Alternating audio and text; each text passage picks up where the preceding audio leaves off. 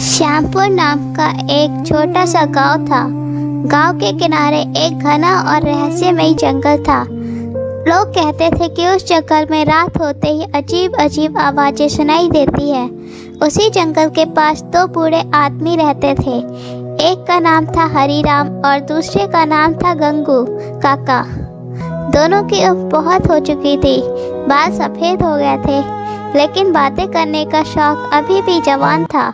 सुबह होते ही दोनों अपनी पुरानी चारपाई लेकर जंगल के किनारे बरगद के पेड़ के नीचे बैठ जाते और घंटों बातें करते रहते। हरीराम हमेशा कहता, गंगू, मैंने अपनी ज़िंदगी में बहुत लोग देखे हैं। आजकल इंसान के पास पैसा तो है लेकिन दिल नहीं है। गंगू काका हंसते हुए कहते, अरे हरीराम, दुनिया पहले जैसी कहाँ है। पहले लोग भूखे रहकर भी दूसरों को खाना खिला देते थे। अब तो लोग अपने मतलब के लिए भी रिश्ते भूल जाते हैं। दोनों बूढ़े दिन भर जिंदगी की बातें करते रहते। कभी पुराने समय को याद करते, कभी गांव के लोगों की आदतों पर चर्चा करते। गांव के बच्चे भी उनकी बातें सुनने आ जाते, क्योंकि दोनों बहुत मज़ेदार किस्से सुनाते थे। एक दिन शाम का समय था। आसमान में काले बादल छा गए थे और जंगल में ठंडी हवा चल रही थी। तभी अचानक दूर से एक अजनबी आदमी आता दिखाई दिया। उसने फटे पुराने कपड़े पहने थे और उसके चेहरे पर थकान साफ दिख रही थी। वह धीरे धीरे चलते हुए दोनों बूढ़ों के पास पहुंचा। उस आदमी ने कांपती आवाज़ में कहा, बाबा, क्या मुझे आज रात यहाँ रुकने की जगह मिल सकती है? मैं कई दिनों से भटक रहा हूँ। हरीराम ने तुरंत अपनी चारपाई से उठकर कहा, अरे क्यों नहीं बेटा, इंसान के काम नहीं आएगा तो कौन आएगा। गंगू काका भी बोले, पहले बैठो, पानी पियो, चेहरे से लग रहा है बहुत परेशान हो। वह आदमी बैठ गया। दोनों बूढ़ों ने उसे खाना खिलाया।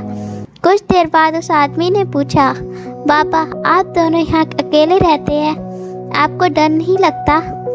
गंगू काका मुस्कुराए और बोले, जिस इंसान ने जिंदगी में किसी का बुरा नहीं किया, उसे जंगल से क्या डर। अजनबी उनकी बातें बड़े ध्यान से सुन रहा था। रात गहरी होती गई। अचानक जंगल से जोर जोर की आवाज़ें आने लगी। हवा और तेज चलने लगी। अजनबी आदमी थोड़ा घबरा गया। उसने कहा, बाबा, लगता है जंगल में कुछ है। हरीराम हंस पड़े, बेटा, डर हमेशा इंसान के मन में होता है, जंगल में तो बस जंगल है। फिर कुछ देर बाद वह अजनबी धीरे से बोला, अगर मैं आपसे एक सच कहूँ तो दोनों बूढ़े उसकी तरफ देखने लगे। उसने कहा, मैं असल में कोई गरीब मुसाफिर नहीं हूँ, मैं पास के शहर का बहुत बड़ा व्यापारी हूँ। मैंने सुना था कि इस गांव के लोग बहुत अच्छे थे, लेकिन मुझे विश्वास नहीं हुआ, इसलिए मैं गरीब बनकर यहाँ आया। पूरे गांव में घूमता रहा, लेकिन किसी ने मुझे पानी तक नहीं पूछा। सिर्फ आप दोनों ने बिना कुछ जाने मेरी मदद की। यह सुनकर दोनों बूढ़े चुप हो गए। व्यापारी ने अपनी थैली खोली और बोला, मैं आपको बहुत सारा धन देना चाहता हूँ। लेकिन हरीराम मुस्कुराते हुए बोले, बेटा, हमने तुम्हारी मदद किसी लालच में नहीं की।